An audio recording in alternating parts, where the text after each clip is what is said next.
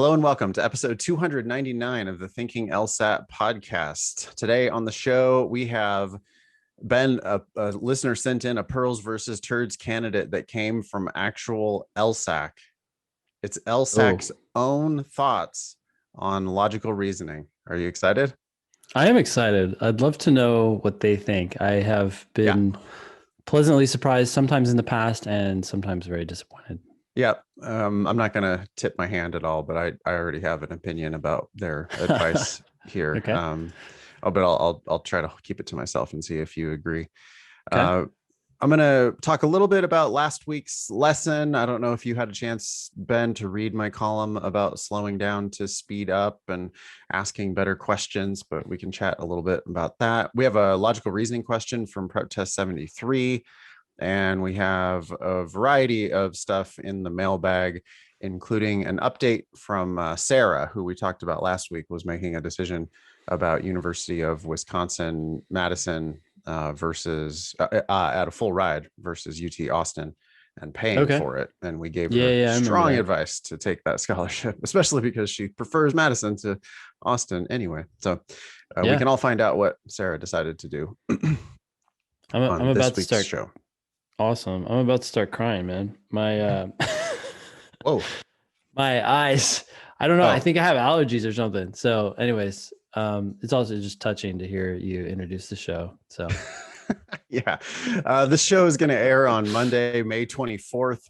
That means you've got 5 days still to decide whether to change from the June LSAT registration to any future registration.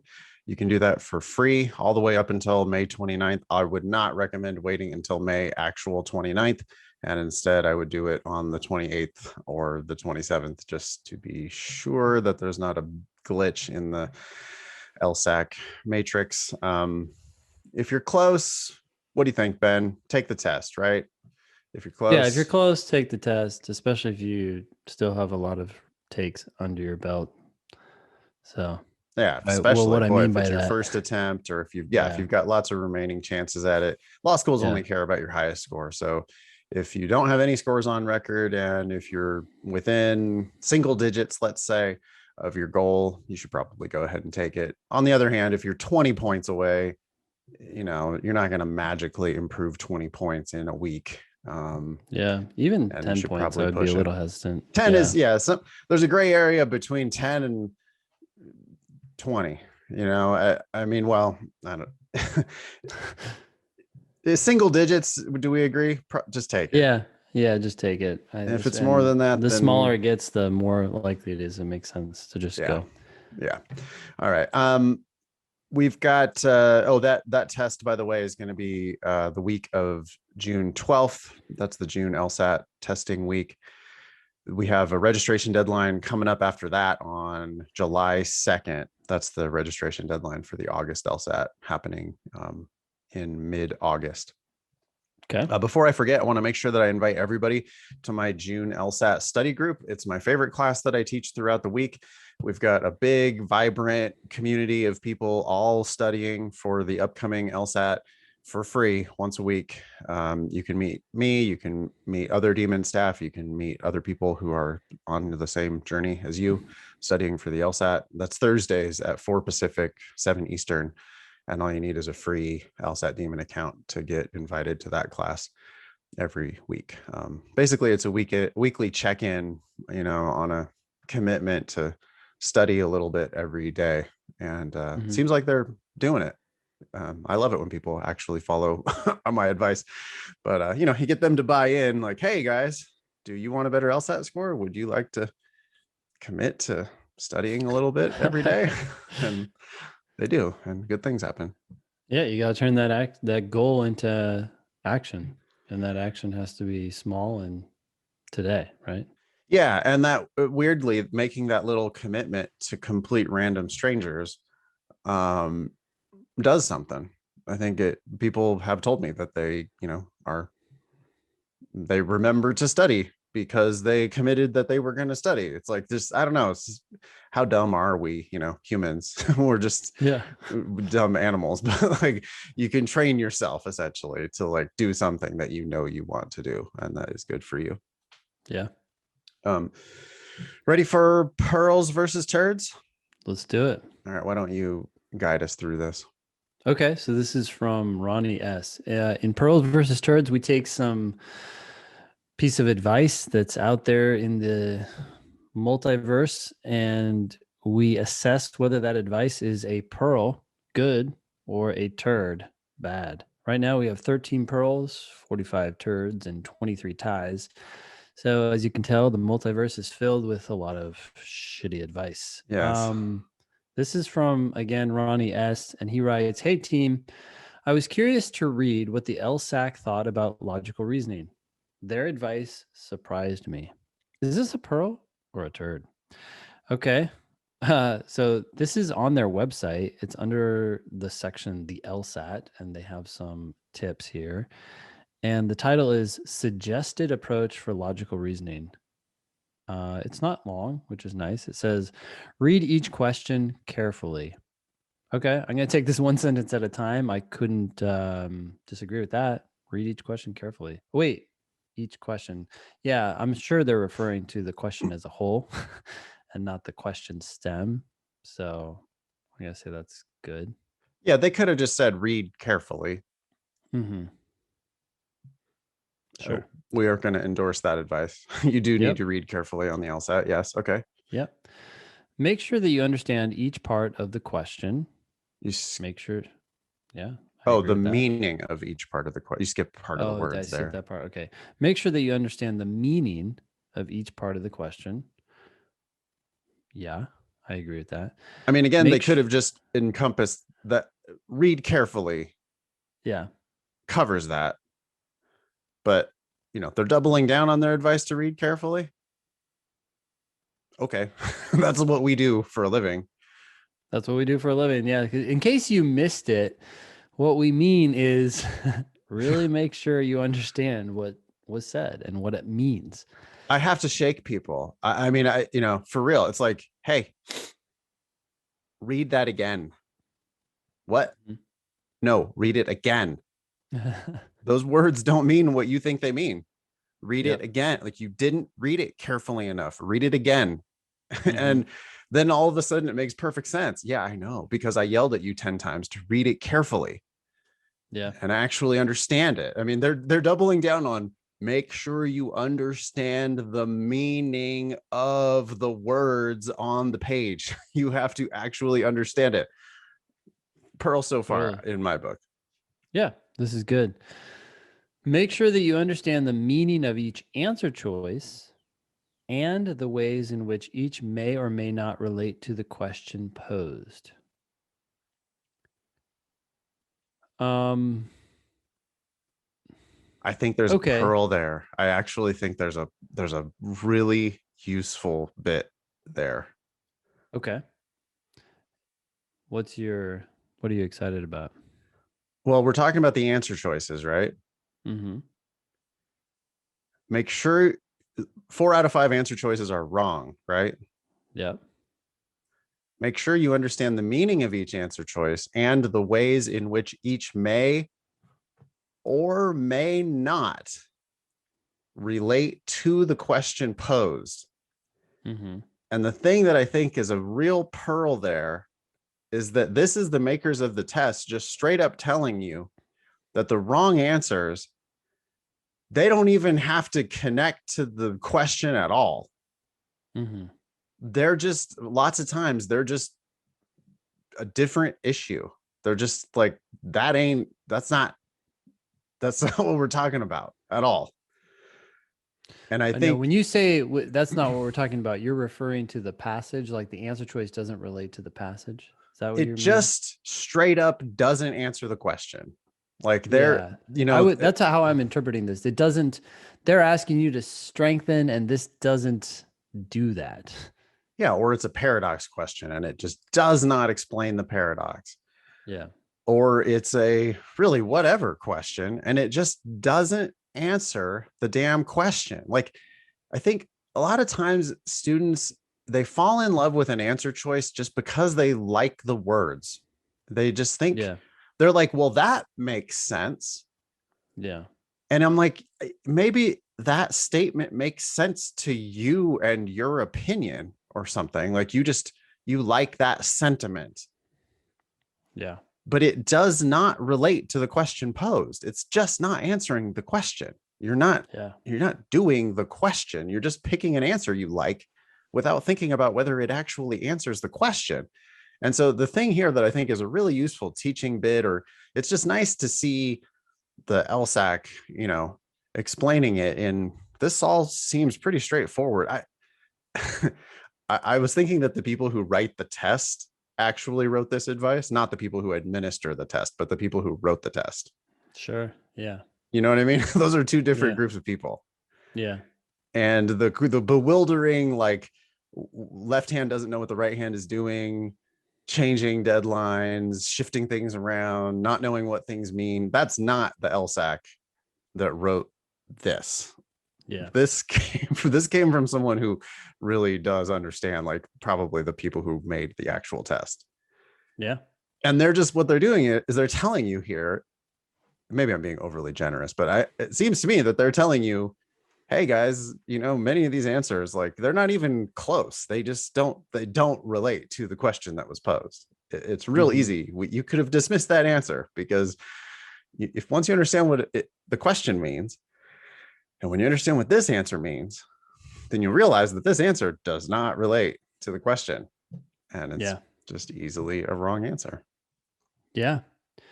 Well, I want to talk about one thing here. In the second sentence, it said, make sure that you understand the meaning of each part of the question. And then in the third sentence, it says, make sure that you understand the meaning of each answer choice.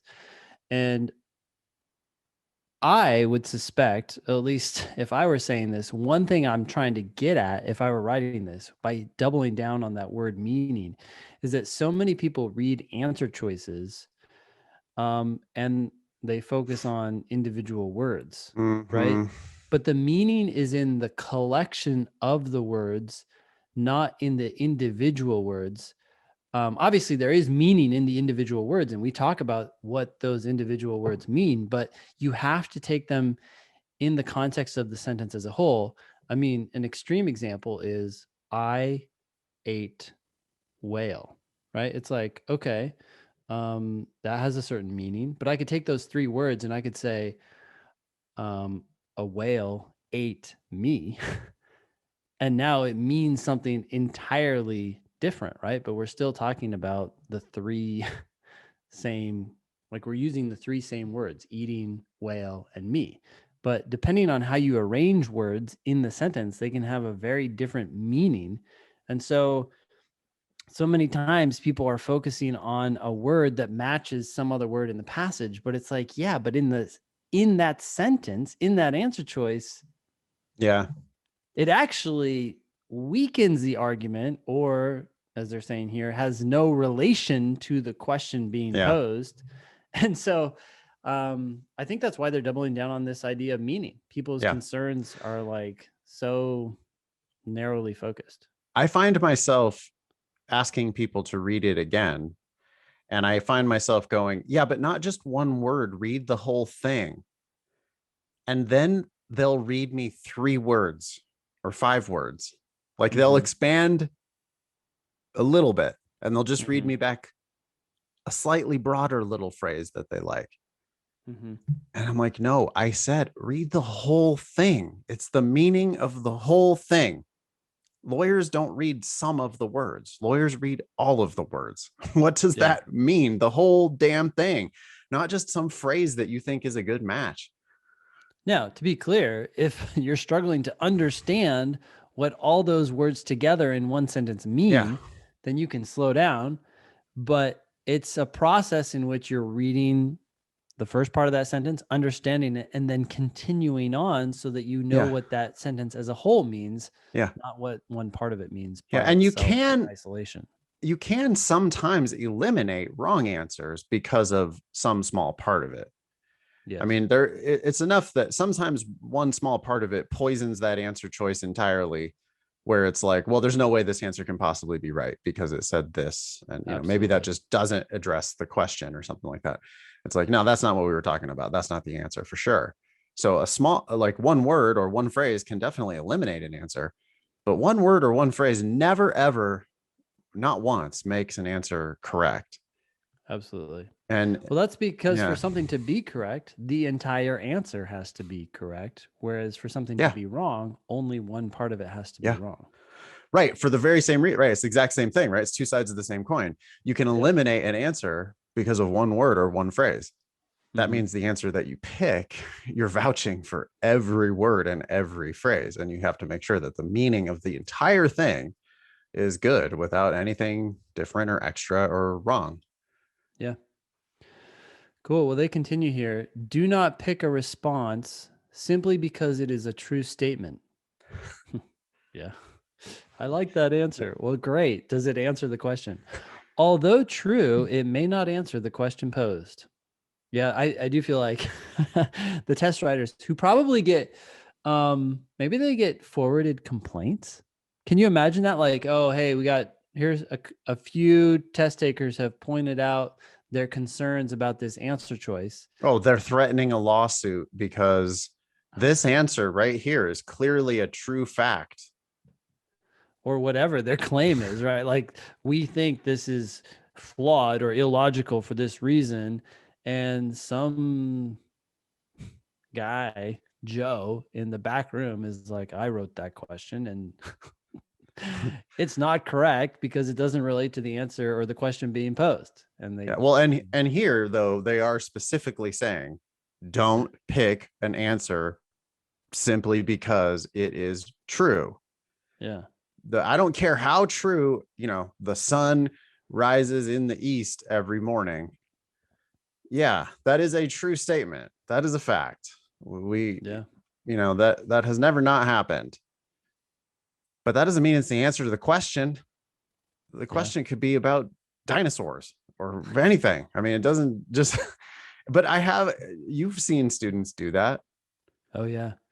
Well, did I ever tell you about there was a student in my class once who was like an avid gardener, and the wrong answer to one of the questions, I think it was a must be true question, was talking about planting some type of plant in acidic soil, and the correct answer talked about not planting it in acidic soil. And I was like, okay, well, this is correct because given what the passage said, this is proven. And she was like, yeah, I understand why that's correct. And I chose that answer, but it's actually dead wrong. The wrong answer here is true in real life. Now, I don't know if that student was right, but she was pretty adamant about it. And I was like, yeah, I mean, but that's It's not the irrelevant. point. It doesn't Yeah. matter. Right. And she got it. But just kind of proves or kind of provides evidence for the point that sometimes they may even write an answer that they know is true in the real world, but Yeah. false given the context of the question and what they said in the passage, which we have to accept as true regardless of its Yeah. truth in the real world. More commonly, they make it completely abstract and made up, right? So more commonly, they can just say all X are Y, or Mm-hmm. all widgets, by Acme Corporation or whatever. And it's like, okay, well, we're clearly talking about fictional stuff, but the game that we're playing is we have to accept it as, well, that's what they told us, so that's what we're going with, just for the purposes of answering this question. But they can even go all the way, like if we were writing the LSAT, it would be a hell of a lot more fun because we would write logical reasoning questions that would start like, murder is good. Since citizens should do all good things, and since John is a citizen, John should murder. Yeah. Well, I mean, for the purposes of argumentation, we're going to accept the premises and argue with the conclusion. So the Yeah. conclusion, John should murder, we could talk about whether that is or is not proven by those facts that I just invented. But the facts Mm-hmm. that I invented, murder is good, citizens should do good things, John's a citizen, all those things, we would just have to say, okay, check, check, check, if Yeah. those things are true. Yep. It's like, for purposes of argumentation, that's what we're doing. Yeah. And you have to just roll with it. It's not, they're Yeah. never ever are testing your opinion or your morals.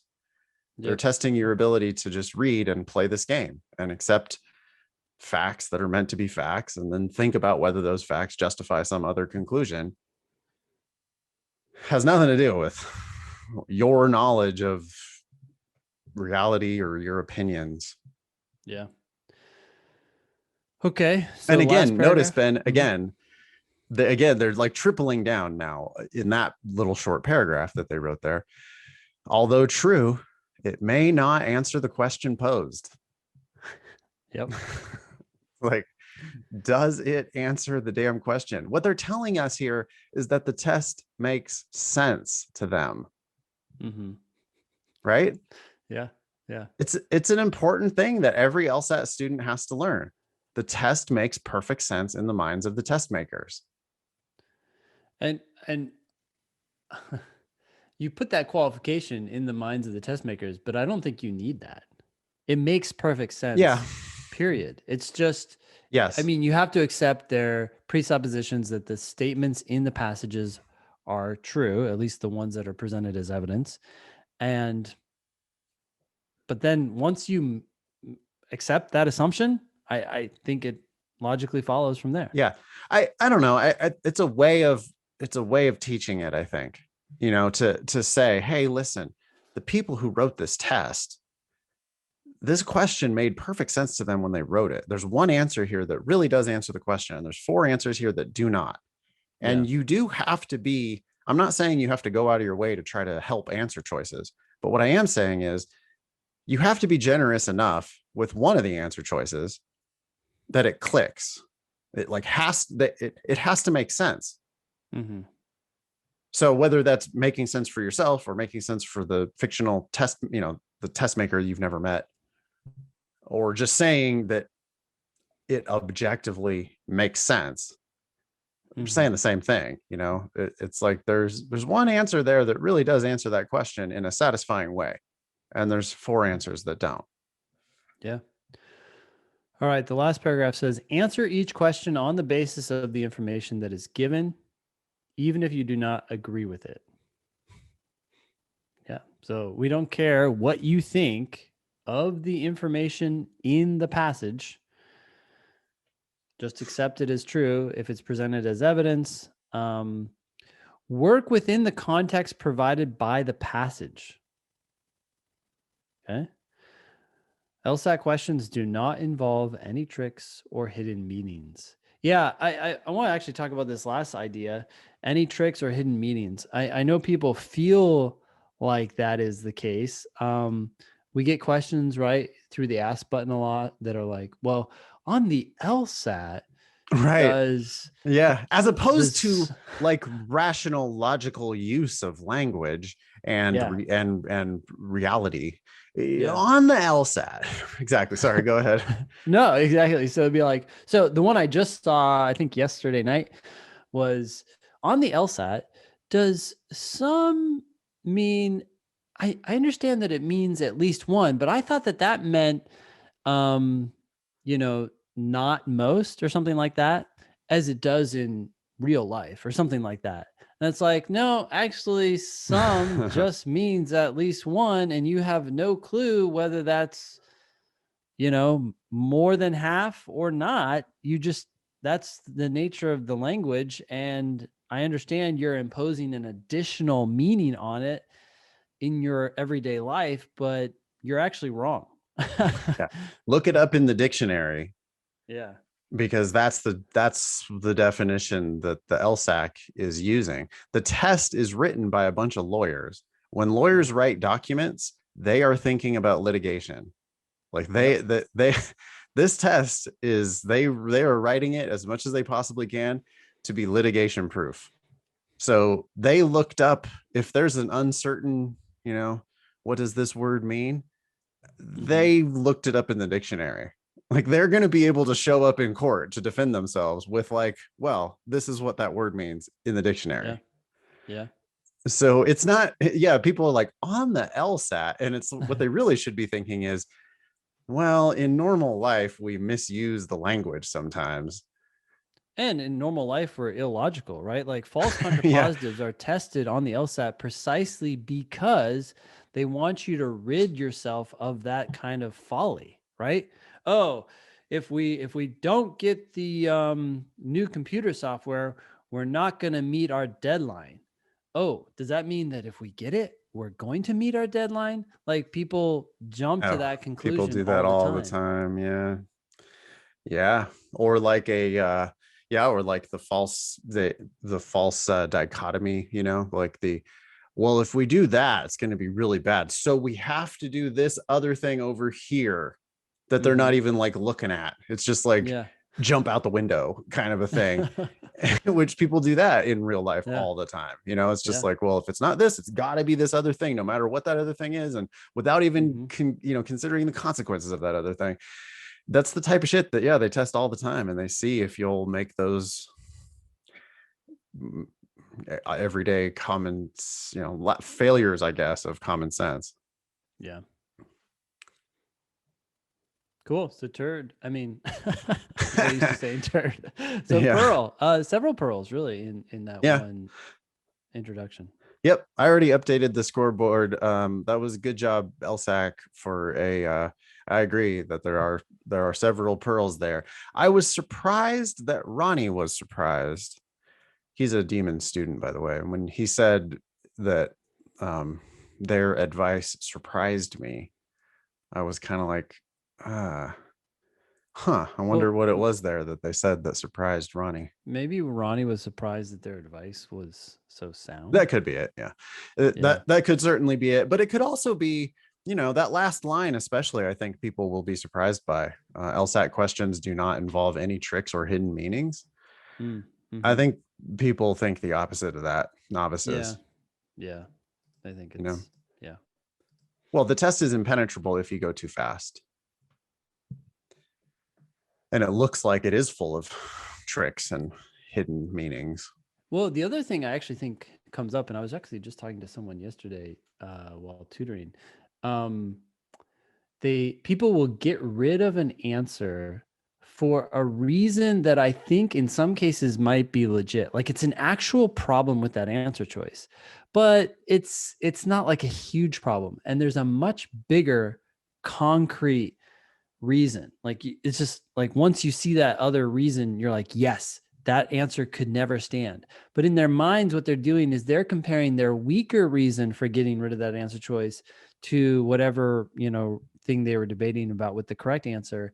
And so then they feel like, oh, the the difference between the correct answer and the wrong answer is so small. Like, yes, I see that the wrong answer is wrong for this reason, but it seems a little flimsy. It's like, yeah, because you're looking at the wrong reason for getting rid of that answer choice. And if you never realize the concrete logical reason for getting rid of it, yeah, the test can feel like somewhat subjective. Like, it was so close, and it's like, actually, it was really far, but Yeah. you I just don't think see it. I think frequently too, it's like, well, yes, if we interpret this phrase to mean this, then that answer has a problem. Mm-hmm. But if you don't have to interpret it that way, you could interpret it this way instead, in which case now the answer makes perfect sense. Yeah. Meanwhile, this other answer, the one that you wanted to Cannot be pick, interpreted in it doesn't any matter other how way. generous you are to that, Yeah. it's just wrong. Yeah. And so I guess that's where it's like, hey, this test has to make it just has to make sense. You have to make sense of it. Mm-hmm. And you do again, it's not helping answer choices, but it is realizing that words and phrases can have multiple meanings. And the correct answer, when interpreted the right way, makes perfect sense. Yeah. Sure, you could have a quibble with it if you interpret it in a different way, Mm-hmm. but if you interpret it correctly, it makes perfect sense. Yeah. Like 99 times out of 100. Um, if you have answer choices anywhere on the LSAT that you think don't make sense, but it's the credited answer, you're wrong, one. But two, send those examples in to help@thinkinglsat.com, because that would give us great content for the show to talk about places where you hate this answer and you just can't see how it can possibly be correct. But I mean, I'm here to tell you that when that happens to me sometimes on an unfamiliar question, I've learned that I'm always wrong. Like I email Ben and Ben corrects it. Ben, within 15 seconds, he sees it. Oh, thanks, And man. once in a while, it happens in reverse. Ben's like, "What do they Yeah. mean by this?" And then I say, "Well, this. Oh, shit, yeah." And we can even, these days, we don't even have to ask each other. We can ask all of our teachers at lsatdemon.com, like, "Hey, Sarah, can you sort me out on this?" And then it's like, they make perfect sense. Yeah. Once you see it. Yeah. Anyway, if you have a pearls versus turd candidates, or you want to write us about anything at all, please email help@thinkinglsat.com and you will find yourself on a future Thinking LSAT agenda. Yeah. All right, what's next? So last week's lesson. This is what you wrote. It's called Slow Down to Speed Up and Ask a Better Question. What was the question you were responding to? Sounds like a common one. It was actually a complaint that came from our Slack channel. Oh, okay. We have a Slack for all of our teachers, and we talk about our class sessions and we ask each other for help, and it's just awesome. I mean, like, everybody's getting better and better at teaching the LSAT, including me, because of this conversation that we have in the back end. Yeah. But people were complaining about, like, I've got this student who won't stop asking me, how can I improve at speed? Yeah. And I tell them, well, you need to stop making so many mistakes. And they say, yeah, but how can I get faster? And I say, yeah, I got that. I'm getting them mostly correct, which could just be half. 51%, which is not good. Yeah. And then I tell them again, like, hey, you really need to focus on accuracy. If you get them right, if you learn that you can get them all right, then eventually your speed will slowly pick up. And then they come back with, like, yeah, but how can I finish the section? And I wrote, it's a little bit of like it was almost like, catharsis for somebody who's been teaching LSAT since 2007. 15 years of LSAT teaching will do a number on you when you get that same, because you get that same damn question. Yeah. I mean, Matt then chimed in with, like, yep, every class, every day. What he said was every class, every day from every student. And I think he was being, hyperbolistic there, but the point is clear. Like, as LSAT teachers, we get the question, how do I go faster, every damn day. And the answer at lsatdemon.com never changes, which is, your problem is not speed.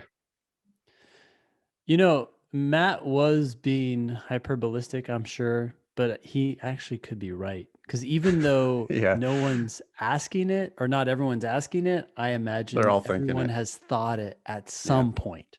How do you not, right? Unless you're like scoring 170 out of the gate and you just don't have a problem with finishing. It's human nature.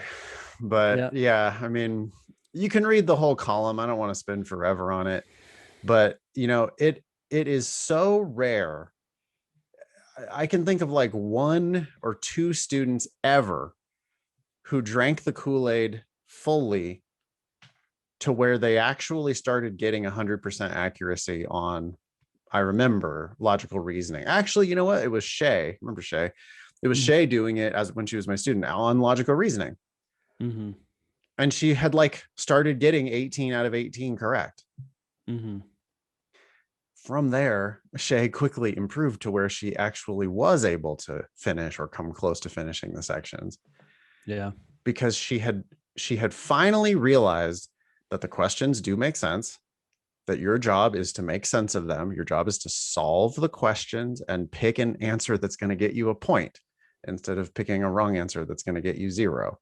Yeah. And when you do that, when you slow way down and realize that, yep, these are going to make perfect sense. I'm going to expect them to make sense. I'm going to expect the wrong answers not to make sense. I'm going to expect the one correct answer to be the only one. And it's going to clearly answer the question. Stop this rush through and narrow it down to 2 or 3 answers and then compare the answer choices to each other. Like, that's not how it's done. If you're going to like really, you know, if you're going to really beat the LSAT, you're going to do it by predicting the answers, slowing down. Wrong answers start to look like trash. You just never make mistakes anymore. You get them all right. And once you can get them all right, I'm talking about 10 in a row at the beginning of each section or 15 in a row at the beginning of each section. Yeah.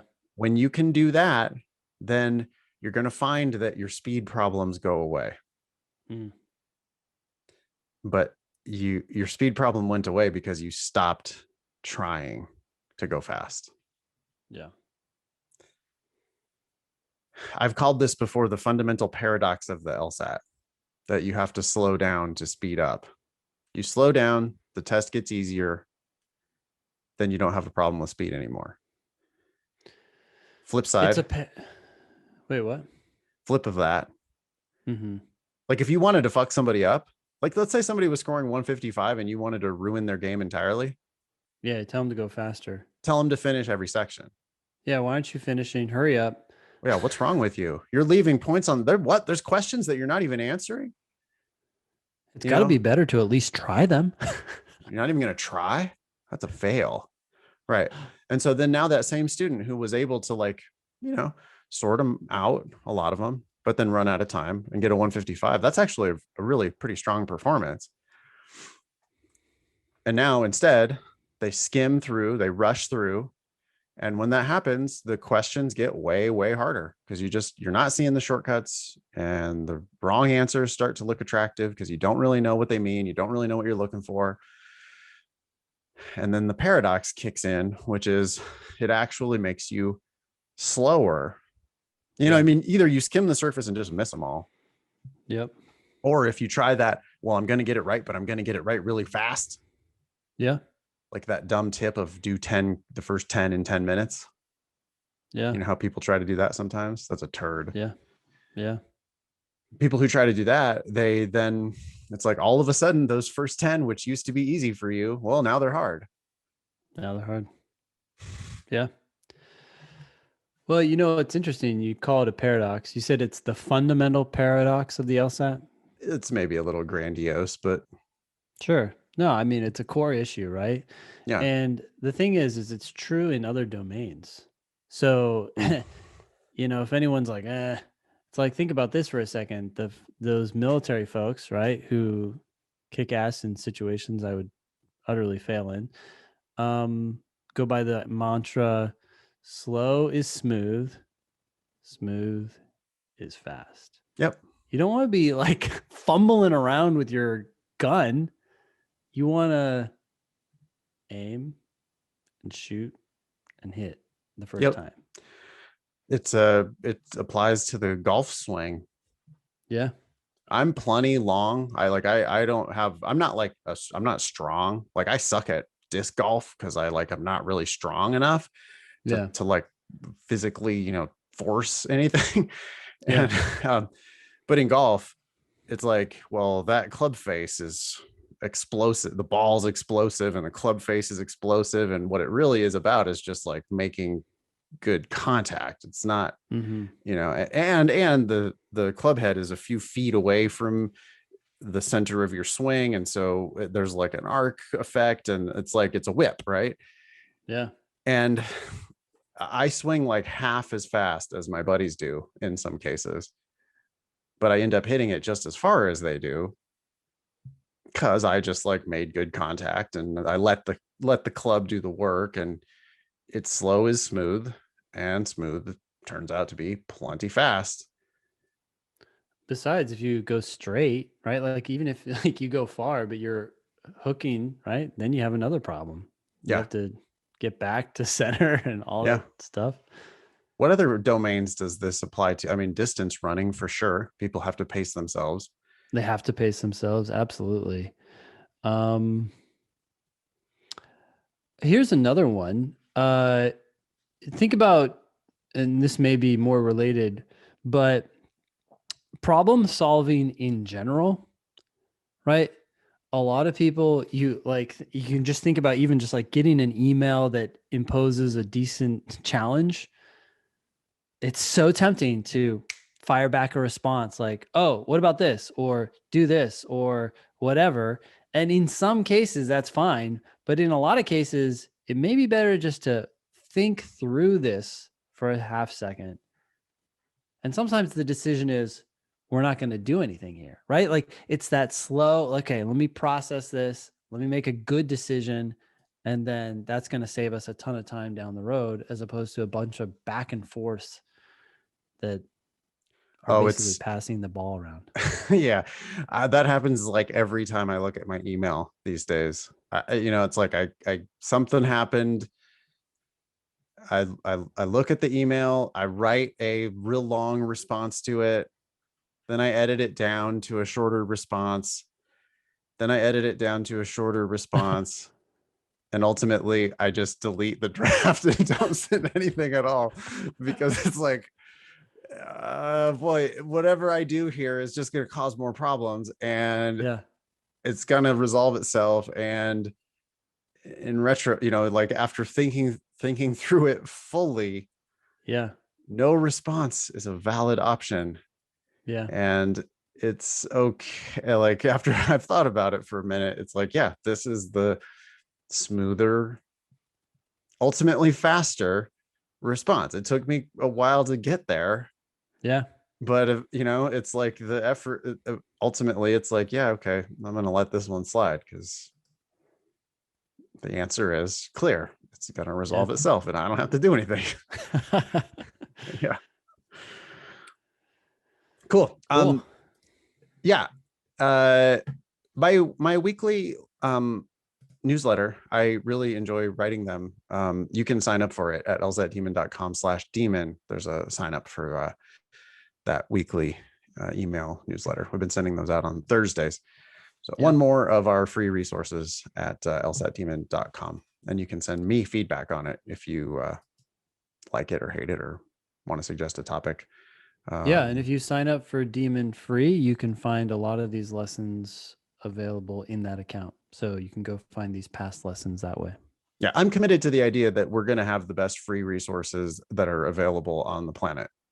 I think we're off to a good start with 299 episodes of the Thinking LSAT podcast, which are all available for free wherever you get any of your podcasts.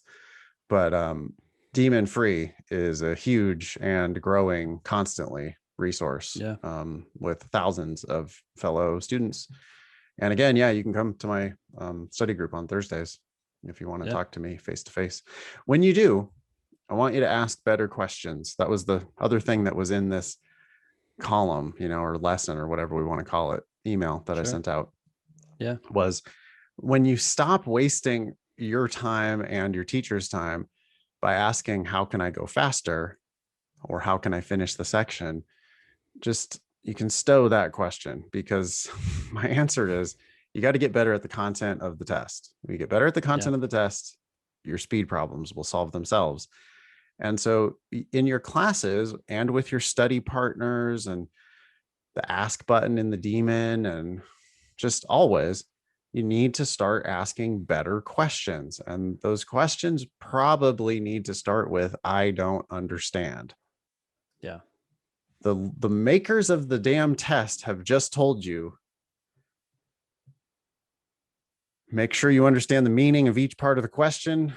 Make sure you understand the meaning of each answer choice and the ways in which it may or may not relate to the question posed. What they're telling you is this question makes perfect sense. And if you're struggling with the LSAT, it's because it doesn't make perfect sense to you.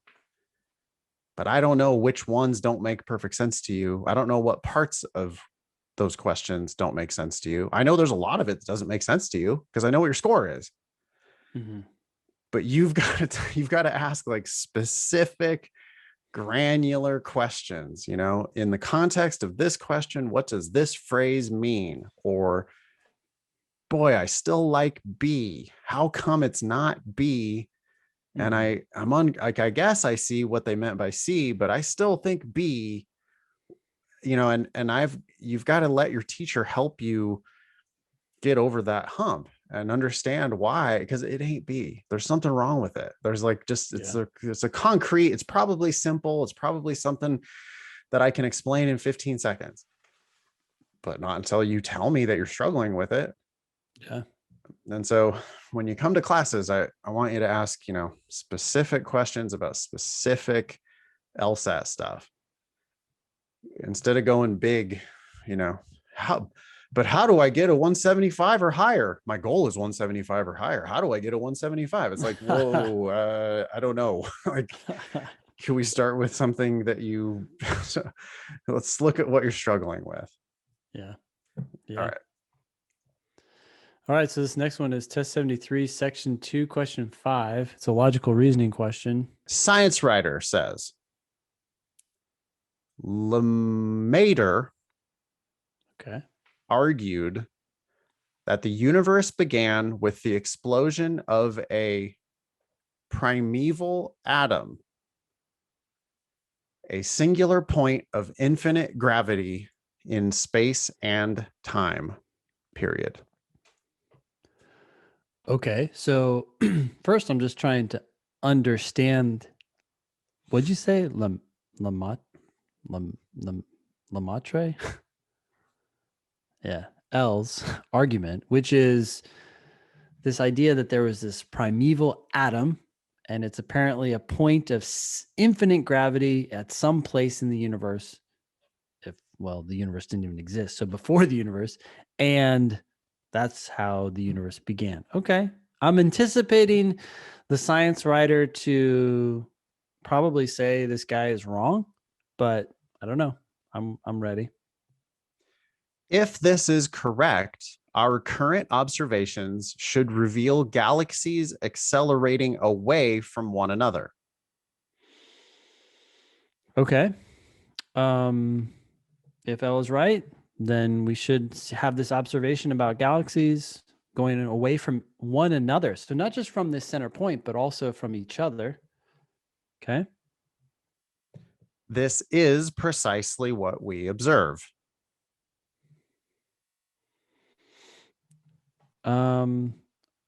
All right. I'm smelling a potential problem here. If this is correct, this is what should happen. We see that. So does that mean it's correct? Yet, because there is another theory, the oscillating universe theory, that makes exactly this same prediction, Lemaitre's theory must be considered inadequate. Okay, so I like how this second sentence, or this last sentence, I should say, introduces what I was concerned about. It's like, if this is correct, we're going to see this observation. We do see this observation. Does that mean it's actually correct, though? Because something else could actually predict this observation as well. And this is what this person is saying. The science writer is saying, yeah, there's another theory that makes the same prediction. But I don't love the ultimate conclusion. L's theory must be considered inadequate. Um, does this other theory have any other problems? Is it like, I don't know enough here to just automatically consider L's theory inadequate. It might be, but I feel like the conclusion is too strong. Which one of the following most accurately describes a flaw in the science writer's reasoning? Well, I guess my concern is I don't know enough to dismiss L's theory, because right now, based on what I know, these are equally legit. So how do I know that L's is inadequate? Maybe L's is right and the other one is wrong. A, the conclusion is derived partly from assertions attributed to a purported expert whose credibility is not established. Okay. It is true that the conclusion is derived partly from assertions attributed. I don't know. Well, partly attributed to a purported expert whose credibility is not established. Yeah, L's credibility was not established, but this argument, the conclusion isn't based on, doesn't need L's credibility to make its conclusion. In fact, it's suggesting that L is not right. So, yeah. B, the conclusion is based on a shift in meaning of a key term from one part of the argument to another part. I didn't see any terms in this argument change in meaning. Like, oh, they're using this term in one way here and then using this term in another way somewhere else. Like C, the theorism. science writer takes for granted the existence of a causal connection between observed phenomena. I would say that wait, takes for granted the existence of a causal connection between observed phenomena. Yes, but is that a problem? I mean, I don't know if the science writer is actually assuming that there is a causal connection between the singular point and the planets, galaxies moving away from each other, or just saying if it's correct, this is what we'd expect to see. So I'm not even sure that this is happening. And even if it is, I don't know if that's a problem because that's the nature of theories, right? So D, the science writer fails to see that one theory's correctly predicting observed data cannot itself constitute evidence against an alternative theory that also does this. I think this is a little bit wordy, but it's getting at what I'm concerned about, which is we have two theories that are both equally valid at this point, yet this person is getting rid of L's theory.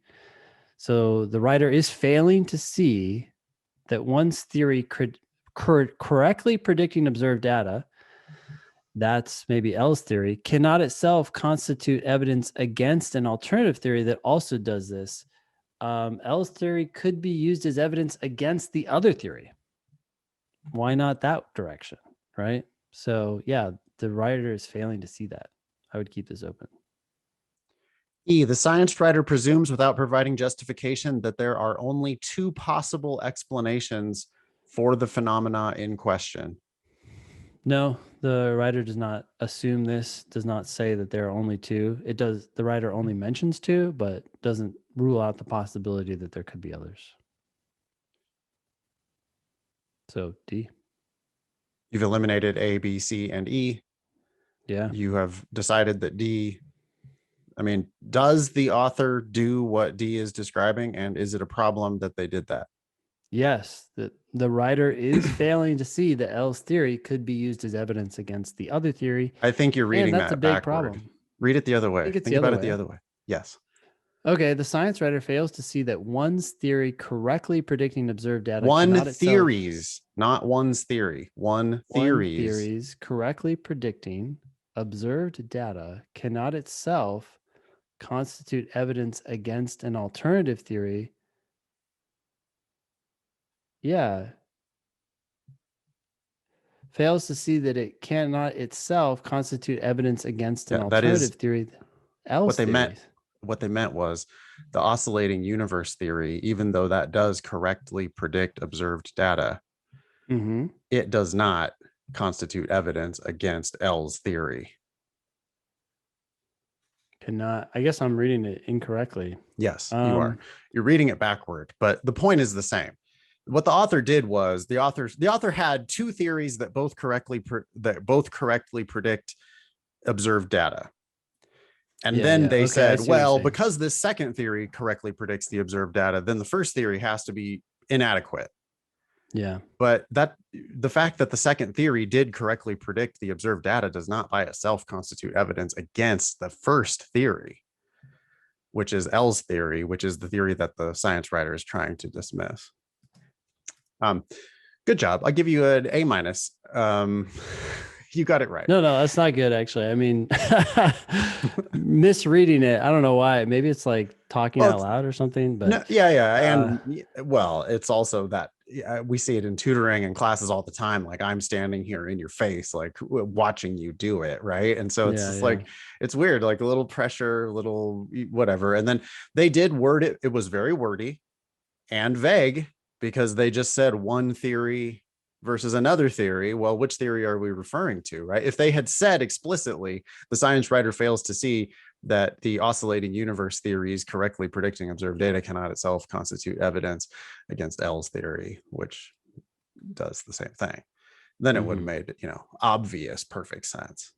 That I think Yeah, that's an yeah. example there of where people would potentially not like that answer because they would be like, well, wait a second, it was backward.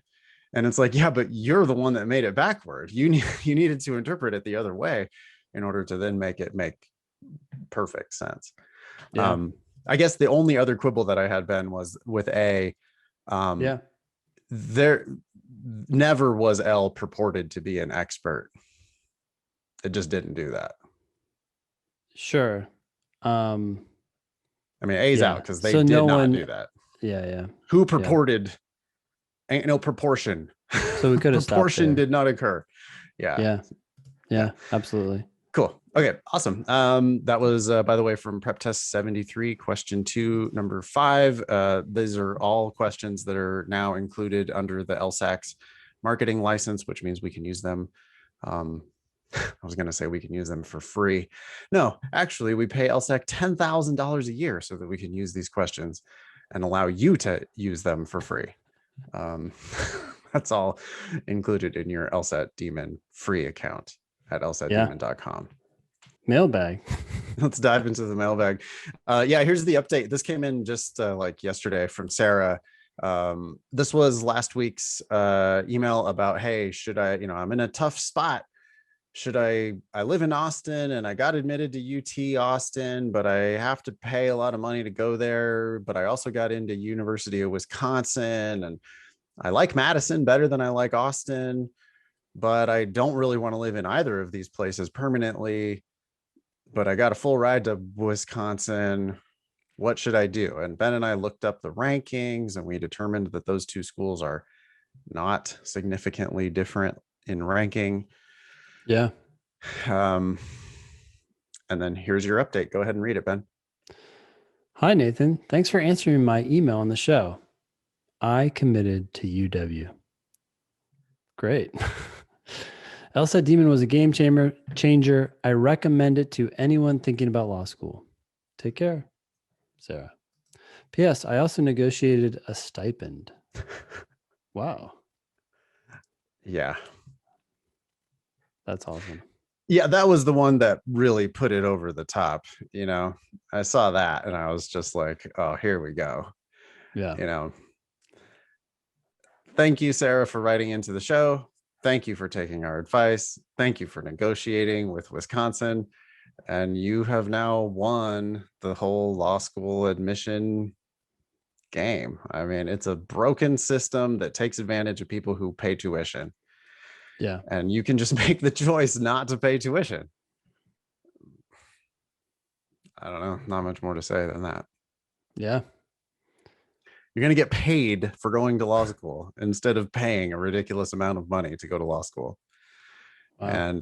And there's going to be people, Sarah, at the bottom of your class who made the exact opposite decision. They were comparing, well, I got into, I don't know. What's a school that's ranked 50th in the country or 60th or 70th in the country?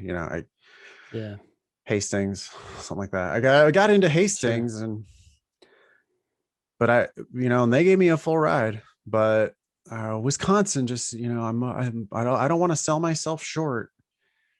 Mm-hmm. And, they're going to foolishly make the decision to pay tuition at Wisconsin, which is basically paying for Sarah's education and paying for Sarah's stipend. And it's just a dumb decision.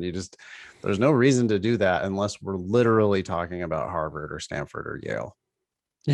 Sarah can be like, hey, do you want to go grab a drink? It's on me. It's on me. It's on you. No, really, but it's on me. On you. Yeah, totally. Yeah. Yeah. Okay. Anyway, congratulations, Sarah. Next one says, pleasant tidings, thinking LSAT team. I just discovered your show last week, and I sure am glad that I did. Here's my spiel. My alma mater offers a full ride scholarship to a law school in Vermont. To be eligible for it, I must score at least a 160 on the LSAT. The deadline to apply for the scholarship is in February, and the application overview recommends taking the test in October at the latest to make sure I receive my scores in time. That was, on the one hand, kind of good advice, but on the other hand, puzzlingly specific and early. I mean, it's the weird thing about deadlines, right? It's like, well, on the one hand, why not earlier? But on the other hand, also, you don't need to take it in October to, if the scholarship deadline is actually February, then there's a couple At the tests latest, after to that. make sure I receive that, like the the scores don't take that long. They take too long, but they take 3 weeks, not 3 months. Yeah, I was actually just thinking about this morning. Someone was giving me a reason for something. They said, "Oh, I did X, and here's why." And the reason didn't make any sense. But I think a lot of times we struggle with the reason for the advice we give. Like people do things, and then after the fact, they try to manufacture articulated explanations for their recommendation or their behavior, right? It's almost like this person's like, well, they feel like it should be taken in October for who knows what reason. And then they kind of throw out this reason. It's like, if you really thought through this, that's not right. Yeah. It's just, again, yeah, it's like weirdly, why October at the latest? I think a lot of people are going to decide that, oh, okay, I need to take the October LSAT. Why? Well, I don't know, but my No, the reasoning yeah. Okay, anyway, I've never taken the LSAT before, but I am generally a solid test taker, and I've been studying via Khan Academy. It appears that I'm already pretty close to my goal, but I don't know how my results compare to the real test. My diagnostic test was a 154, and the 2 practice tests I've done were 152 and 155 respectively. So 3 scores on record. I think we should assume that these are all timed tests and real LSAT tests. Khan has real LSAT tests. Yeah, they have shitty explanations. Yeah. Their first practice test is test 78. Okay. And so this is Dylan actually scoring 154, 152, and 155 on a bunch of practice tests. Again, needs 160 to take this like auto full ride scholarship to a law school in Vermont. Whether that's any kind of a good law school, or whether we want to live in Vermont, or whether we want to broaden our horizons. Sure. So far, it's like, oh, well, that's like a fairly short putt, really, right? Like 154 to 160. Yeah. Okay. I realize I've already missed the deadline to register for the June test. But honestly, because it seems to have worked for other listeners, I might call and cry to see if LSAC will squeeze me in. In either case, I'm interested in trying out the LSAT Demon program. Ben, do you think that you're going to be able to call and cry and get signed up late for the June LSAT? No. I don't think so either. Without like an actual justification for it. I mean, maybe, I suppose if you got the right person on the phone and literally cried, they might just do you a favor for no reason. But I'm not sure why though. Why? I know. I feel like Dylan needs to get higher scores. Right. Yeah. Right. Dylan, you're not at the 160. Like if you were scoring 165 or 170 on your practice test, then it would be a no-brainer. Take the test now because you're gonna score 160 or higher. But based on your practice test scores, I think you will get to 160 or higher if you prep, but you're not gonna just do that right now. I'm curious as to your thoughts on Khan Academy's LSAT prep program, and whether or not other people you know have found it particularly useful. What do you want to say about Khan? I we've talked about it on the show with some pearls versus turds, and I thought the advice was actually harmful. And I've mentioned this before. I get it from Sam Harris, but he's like, there's information out there that's there's no information. There's information that hurts you, and there's information that helps you. And in a lot of cases, I'd rather people have no information than information that hurts you. And Khan has a fair bit. So Yeah. I would It's steer like clear. that Kaplan book that your friend gave you. Yeah. It's It's actually better to have never encountered it. yeah. Yeah, because it takes your natural ability to understand stuff and figure it out and get the right answers, which Dylan clearly seems to have with a Yeah. 154 diagnostic. It's a Many high of the diagnostic. questions make sense to Dylan because they make sense. And that's what I'm worried about with Khan is that it's nice of them to give away, free tests and to try to give away free LSAT prep for everybody. The sentiment behind it is great, but the explanations are bad and the techniques and stuff are bad. Well, then just I don't know, who are we really helping anybody? It's the appearance of helping without actually helping. Isn't that how the world is, like, in so many Yes. ways? Yes. Like these efforts to help marginalized groups in some way, and they end up actually doing more harm. It's like, what in the whatever? Yeah, or like greenwashing, I mean, if you think about like BP with commercials constantly, like they changing their logo to green, and then Green, like yeah. every commercial is about all their environmental protection efforts and whatever, and it's like y'all build pipelines across wilderness. Like you pump oil out of the ground and then spread it on the surface of the earth, and Yeah. we burn it and it goes into the sky. Like ain't no your green, I don't give a shit what your green efforts are. I don't know, it's like I know that, like, I mean, at least from hearing him on podcasts and stuff, I know that Salman Khan is like a super genuine dude who really wants to help people. And I think that the partnership between LSAC and Khan Academy to create this free LSAT program, well, I really do think it was well-meaning. I I just do don't think too. it's I think very there's a effective. yeah, I think there's a difference between like this like nefarious, BP or attempt whoever. Yeah. to redefine bad as good, but there are all these efforts too out there in the world where people are trying to do what's best, but they end up just somehow the system doesn't work out. Anyway, Given my recent test scores, how far away might a score of 160 be for me? I don't really have a sense of the gap. My sincere thanks, Dylan from Maryland. Dylan goes all in on the salutation and what do they call that? What's the opening thing in a letter and the closing thing? oh yeah, I don't know actually, Remember that but from grammar school? no, but yeah, Pleasant they're all. tidings was a new one. We've never gotten that one before. And then my sincere thanks. I'm not totally following Dylan's capitalization too. Like thinking LSAT team is lowercase, but then my sincere thanks is all capitalized. But or at least title case. In any case, thank you, Dylan. I think actually, if you do try out the demon program, at least demon free, boy, I don't think that's a huge gap at I would all. be shocked if Dylan can't get there with just demon free. Yeah. Start there, Dylan. Don't pay us a dime. Do demon free. Come to my free study group on Thursdays.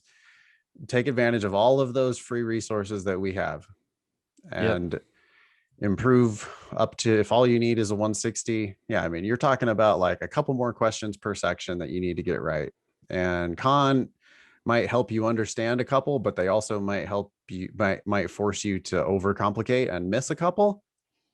And demon free is not going to do that. We're not going to bog you down with a bunch of unnecessary, unhelpful, jargony shit. We're going to just explain to you how the questions make perfect sense and it's going to click for you. And I think really with just a free account, I think you'll start scoring in the 160s like within, I don't know, a month. I'm pretty confident, Ben, about our stuff. I am So as well. I'd also, Dylan, just consider like if you get that score, or once you get that score, applying to other places, try to go even higher. I mean, yeah, think well, about this. yeah, Stepping back, right? Dylan got a diagnostic of 154. right, That's high. yeah. That's a high. It's a low score for law school, but it's a high diagnostic score.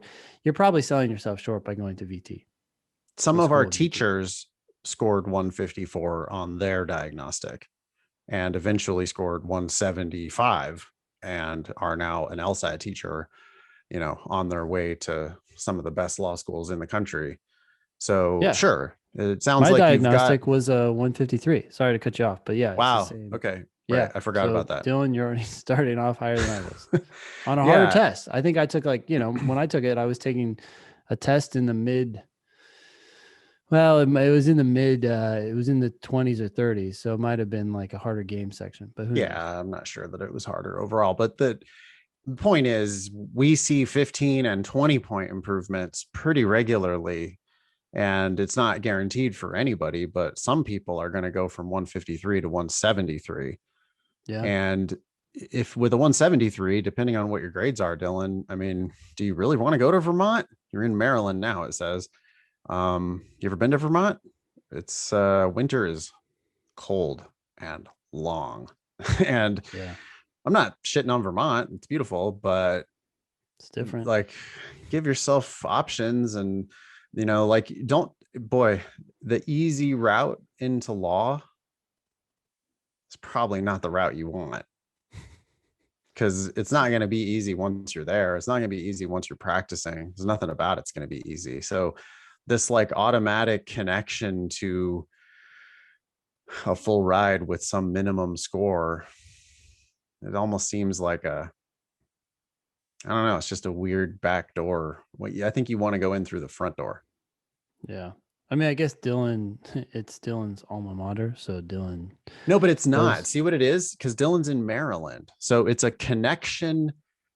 It's my alma mater offers a full ride oh, scholarship to a law to, school in Vermont. So it's like some weird oh, partnership. It's probably some like small oh, liberal arts oh. school connected to another small law school. And it's like they're trying to poach the best students with this like auto scholarship program Yeah. where, hey, don't even worry about it. You just need a 160. And meanwhile, Yeah. they're thinking, but some of these kids probably could get a 170, in which case they would never even come to our school. But we're going to give them this easy secret route, and we can get some of the best candidates, without fighting with Georgetown for that same Yeah. candidate. Dylan, you could probably go to Georgetown if you have decent grades. Mm-hmm. I'm not saying go to Georgetown. I'm saying don't pay for law school, but there might be 10 other law schools that would love to give you a full ride.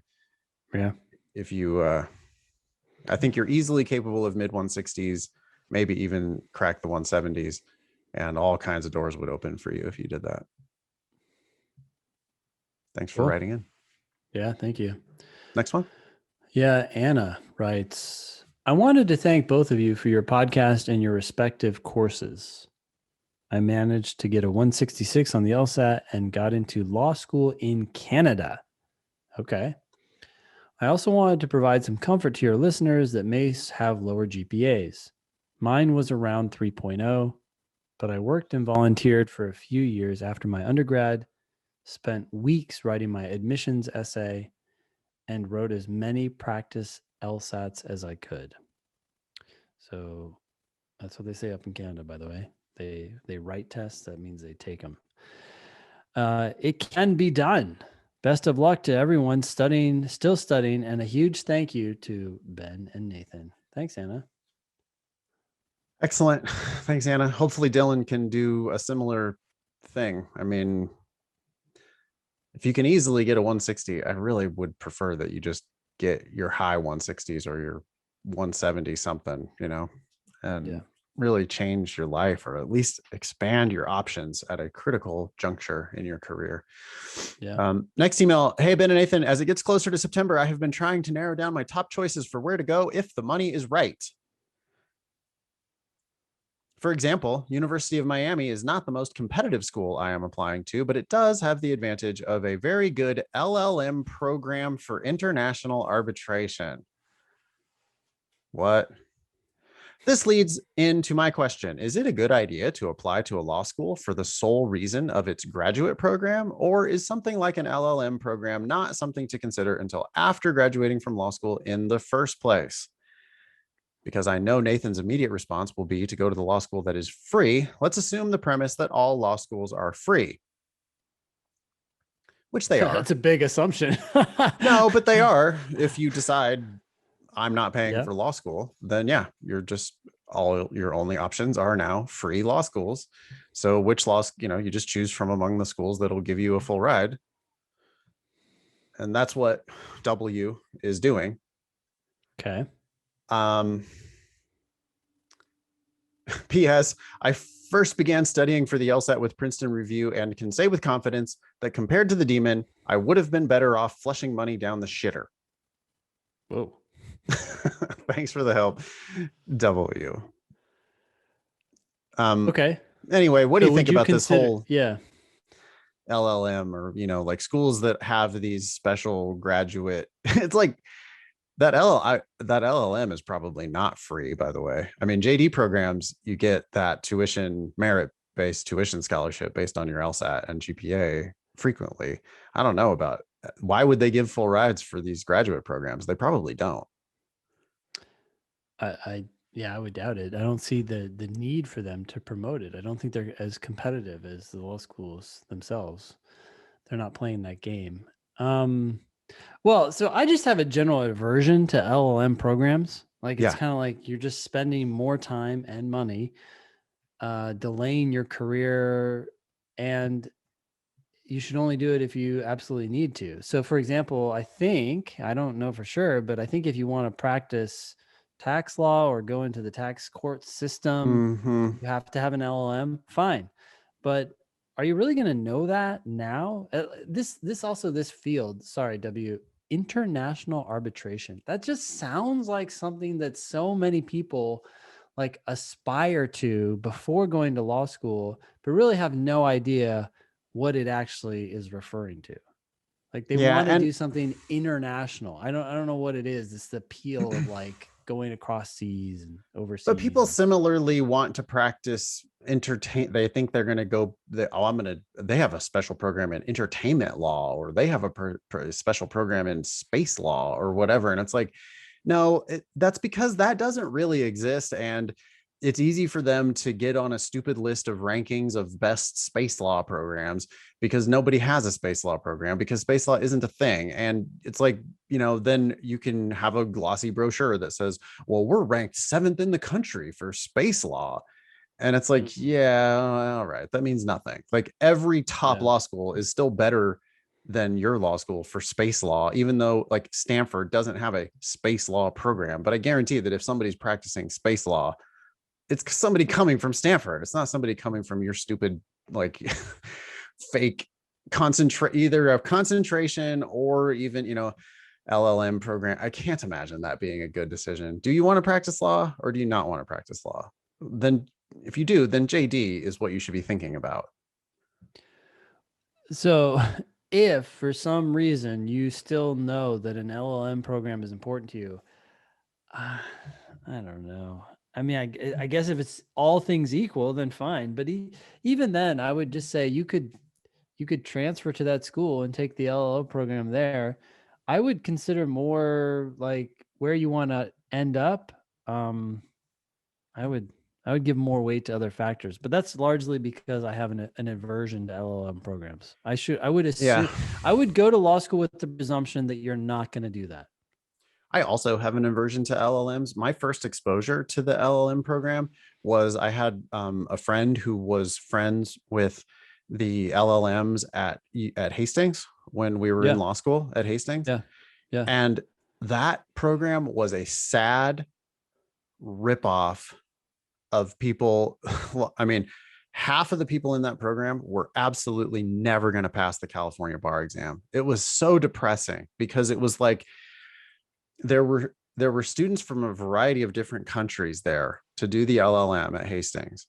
And Yeah. their goal was, okay, I need this LLM so that I can domesticate my foreign law degree into the United States so that I can sit for the California bar.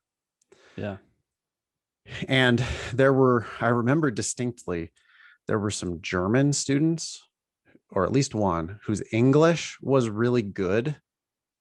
And he killed it in the LLM program, had no problem passing the bar, immediately practiced law. But there were Yeah. so many people in that program whose English was so bad. Yeah. And those people, I know some of them. I knew at the time, I knew some of them personally, and I had heard stories of many others who took the bar, failed, took the bar, failed, took the bar, failed, took the bar again, failed, finally gave up. And they were paying $50,000 a year for that LLM program. And it just seemed predatory and wrong to me. Like Well, I it's couldn't get strange that over you it. could complete the LLM without problems with your language challenges. That's how law school is too, right? I mean, Yeah. like they don't ever nobody fails out of, boy, to fail out of law school, you got to be doing really bad these days. Yeah. These days it's a business. They want your tuition. Nobody fails.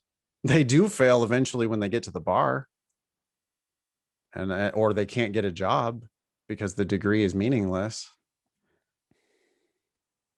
I'm Yeah. very, very skeptical of.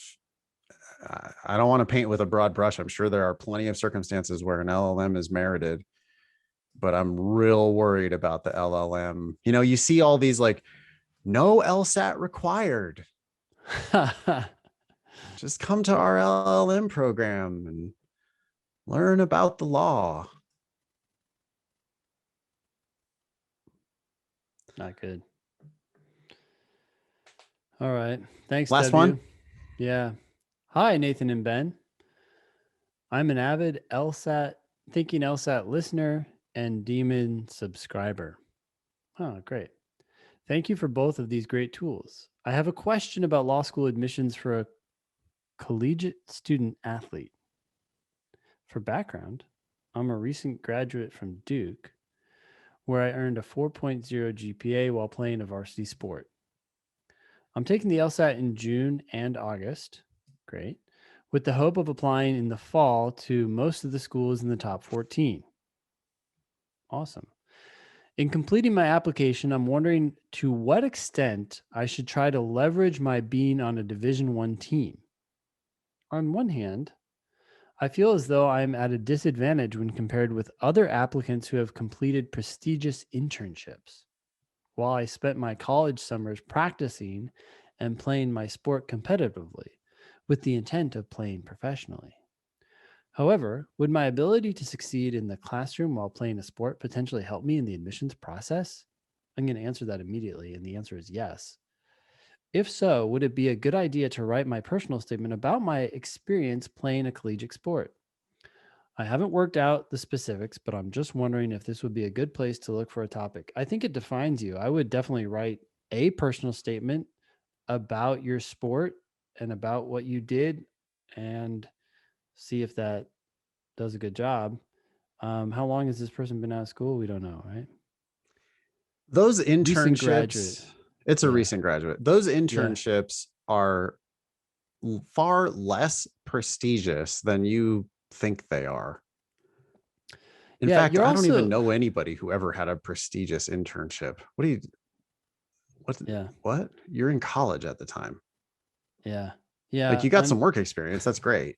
But I think it's all good. I mean, the biggest problem with college athletes is that it's like you have a low GPA and you're trying right. to justify that low GPA. So here you're like, look, I did a sport and I have a 4.0. So people are like, wow, okay, you're doing a lot better than I expected you to be doing. And now you really just need to crush it on the LSAT. I would be much more worried about your LSAT score if you want to go to a top 14 Yeah. than what you write about. But I mean, What you I was should, going Right. anyways. What I was going to say, though, is that these internships, even if they are prestigious, there are so many more of those than there are D1 college athletes applying to law school. Applying to law school with a 4.0. Yeah, with a 4.0. I mean, and by the way, Duke is like kind of known for having legitimate student athletes. Yeah. You know, we're not talking about like Auburn or Alabama or whatever, where it's like, okay, like these people are really here to play football. They're not here for studies at all. Duke Yeah. is different. Duke is like, no, most of these people are gonna graduate and they're gonna be serious students and serious athletes at the same time. And Yeah. the fact that you were able to, I actually, we got a follow up here, and D had transferred from a lower, like not as high ranking athletic program. Yeah. What happened was D like turned out to be better at their sport Hmm. and basically transferred up to Duke and Wow. got, finished out a 4.0 GPA while also playing varsity in a sport for Duke. Hmm. And I think it is an extremely compelling personal statement story. Yeah. I mean, I think you got a huge opportunity there. You're comparing yourself to other people, which always is bad, with this, like, well, but other people have these internships and those are so prestigious. Well, one, probably they're not. Two, worry about yourself, like focus on the things that you've got that you're bringing to the table. And boy, when you talk about, I would just be really plain spoken and I would talk about what you actually did to start at your lower ranked school and then to have some success and then to transfer up and to maintain your 4.0 this whole time while playing, like I'm sure there were early mornings and late nights and extra workouts and travel and like all kinds of, not to mention the like high level competitive pressure, all while maintaining the 4.0. I feel like that's a beautiful page and a half personal statement. And you don't need to worry about not having other stuff. People are going to understand that D1 college athletics are all encompassing. They're going to be amazed at your 4.0. They're not going to give one shit that you never interned with a congressman or whatever. Yeah. Cool. Yeah. Good luck, D. That's awesome. Yeah. Yes, that is awesome. And I agree. I totally agree with Ben. LSAT is going to be the controlling thing here. You already have a 4.0. I mean, the truth is, if you get a 175 and you're 4.0, even if you did nothing else, you're going to get some admissions to T14 schools. Yeah. Just you on throw those in numbers. this D1 experience and transferring up because you were doing well. I mean, you really got a lot going for you because now you come across as a very balanced applicant, Yeah. right? You're not just a bookworm. Yeah. But get that 170 something. Yeah. And then it makes it just blindingly obvious that you've got the horsepower, you've got the demonstrated academic achievement, which means like you're a workhorse, right? To get a 4.0, you have to like follow instructions. You have to, it's not about like, oh, I don't want to do that assignment or, oh, this is boring. You did every damn thing that anybody ever asked you to do, and you did it well, and you got a 4.0. And if you talk about, you know, you then add in, God, the work ethic and the everything that goes behind the D1 college athlete, you put the cherry on top with the 170 or higher. I think it's an auto admit to many of the schools in the top 14. And it's probably that college athletics story that opens the eyes of, the Harvard, Stanford, Yale, that like, because 4.0 and a 175 isn't an auto admit to those schools. Yeah, those schools want high scorers as well as people who have excelled in special ways. And this is one way. That is a special way. I mean, yeah, there just aren't that many people who played D1 sports and got a 4.0. And even of the people who did play D1 sports and get a 4.0, they're not all applying to law school. So this is like, you have a rare story and you have the opportunity. If you get the right LSAT score, there's no reason why you can't go to the top of the top 14 potentially. Yeah. Cool. That's it for today's show. You can be LSAT famous if you would like to email help@thinkinglsat.com with a Pearl versus Turd or a excuse of the week or a just any question about anything at all. Ben and I are here to answer your questions. If you have questions specifically about the world's best free LSAT program and world's best paid LSAT program, that's at lsatdemon.com. And you can email our world's best customer service team at help@lsatdemon.com. Is that too much ego? No, it's the world's best ego too. Well, when we're actually the shit, I don't see any reason not to say it. Yeah, I agree. That was episode 299 of the Thinking LSAT podcast. Thanks all y'all for listening. Nice knowing you. Don't pay for law school.